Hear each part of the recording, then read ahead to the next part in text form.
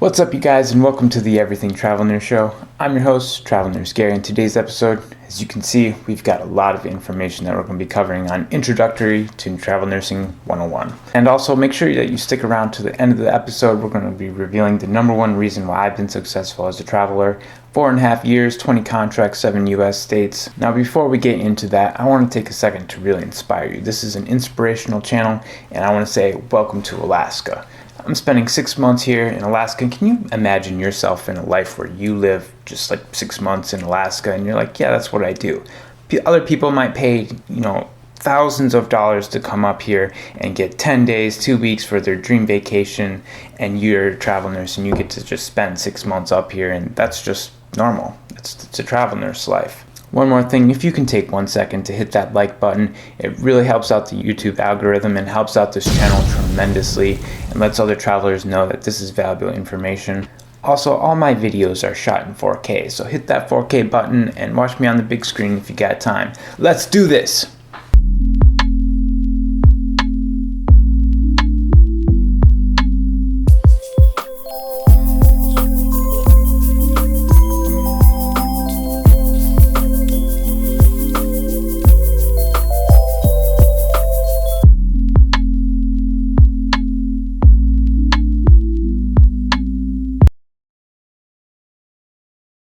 So when you hand in that letter of resignation, you are declaring your independence from the hospital and you're no longer their nurse anymore. Just want to say two different things about this topic real quick. One, it's really scary to do this, and I had a really hard time doing it. So I just want to let you know, if you're scared, that's normal. Second thing I want to say is that it was probably one of the best decisions I ever made in my entire life. So travel nursing really is entrepreneurship, because when you declare your independence from the hospital and you hand in that resignation, you're saying, I'm going to go be a travel nurse, I'm going to work through an agency company, or I'm going to start my own agency company, I'm going to travel through multiple agencies. No matter what you do, you're going to be your own nurse, and you're going to make your own travel nurse decisions on where you want to go, how much type of contracts you want to take. All those different things are entrepreneurship. Welcome to the travel nurse world. You're your own business.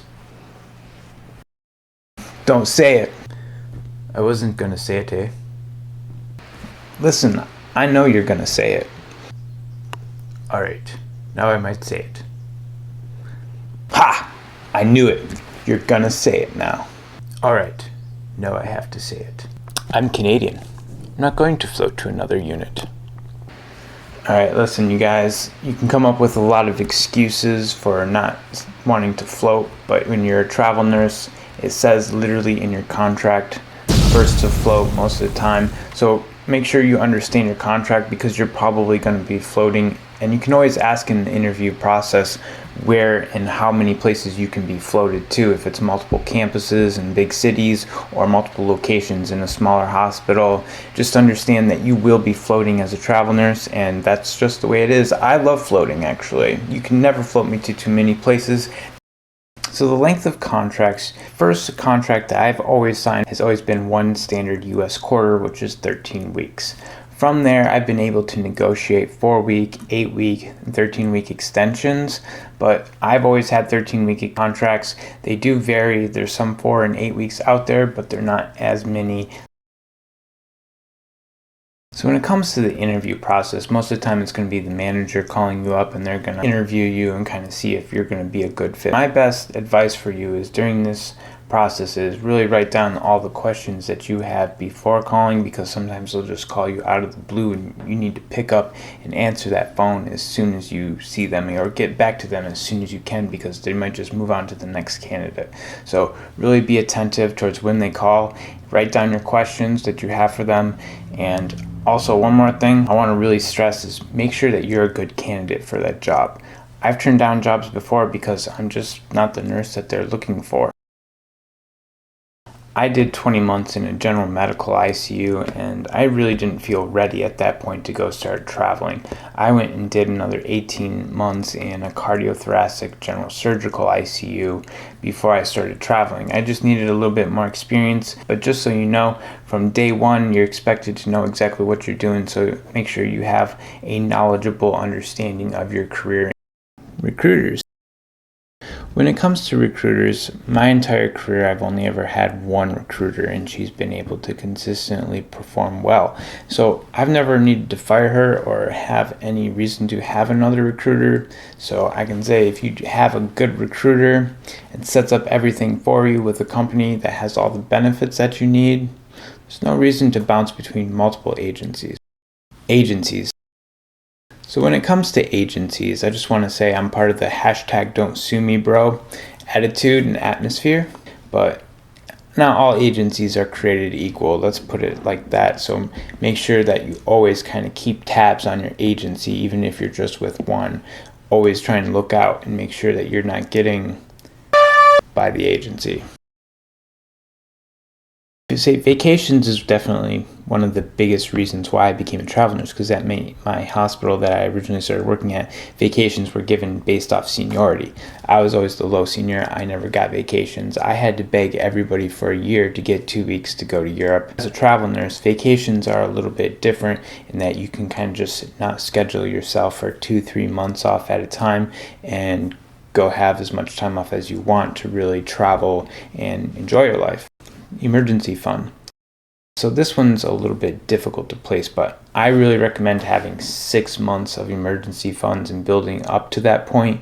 But when I first started traveling, I only had like pretty close to just over $1,000, but then because I had so much vacation time at my prior job, that got paid out, and then I had pretty close to about $5,000 as an emergency fund, and I built that up to 6 months worth of emergency funds. So that's what I recommend for you guys, but don't let that not having 6 months worth of expenditures hold you back from doing travel nursing. My number one reason why I've been successful as a travel nurse, my monthly budget. Listen, when you become a travel nurse and you become independent and you become your own business and this entrepreneur, understand that if you don't run profitability, you go out of business.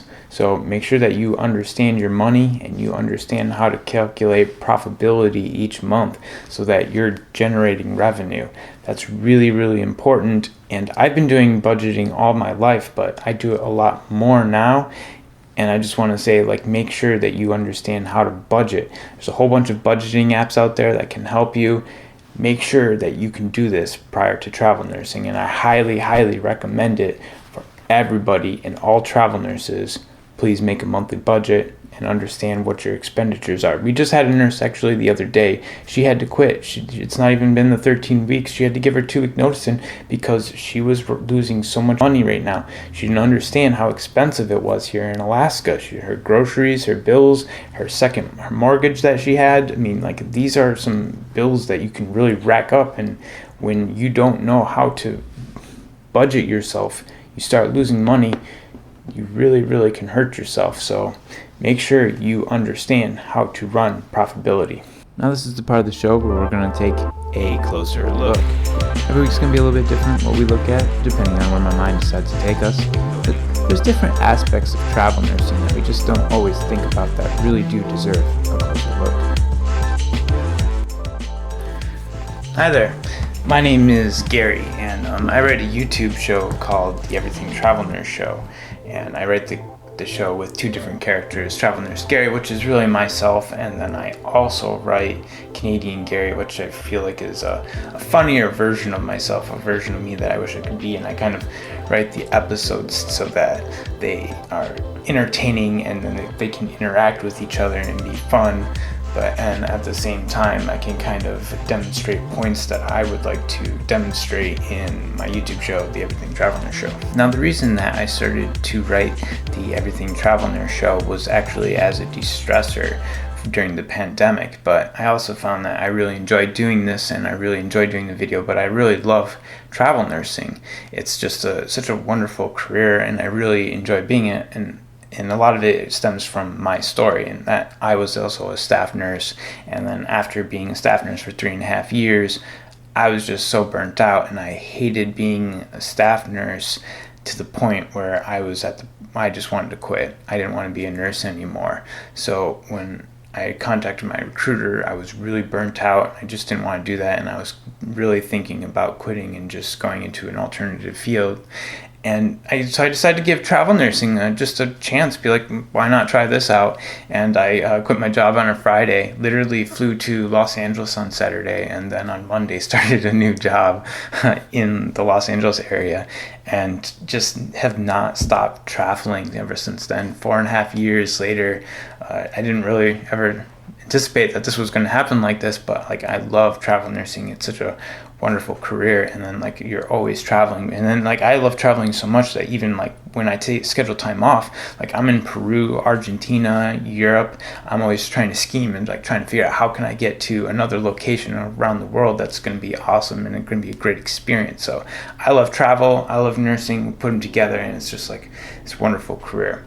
So what I want to really do is create a show that's like really entertaining for that even nurses and those who aren't in the nursing field can really enjoy, and that's what the Everything Travel Nurse show is. So I'm always trying to adapt and evolve the show to be entertaining and fun for people, and that they can relate to, and kind of have a fun place where they can watch videos and laugh and be educated on how to become a more efficient travel nurse. I don't really know all the details of where I'm going to end up or what's going to happen, but I know that I'm going to write great episodes, and I'm going to continue to evolve and adapt. And I really hope that no matter what happens, though, I hope you enjoyed the show. All right, you guys, that's all we've got for Travel Nursing 101. That's the introductory video. Subscribe if you want to see more videos in the future. And hey, listen, I'm also on the Instagram, travel_nurse_Gary. Follow me. I try to post there every single day. That's it for this week's episode. I'm out.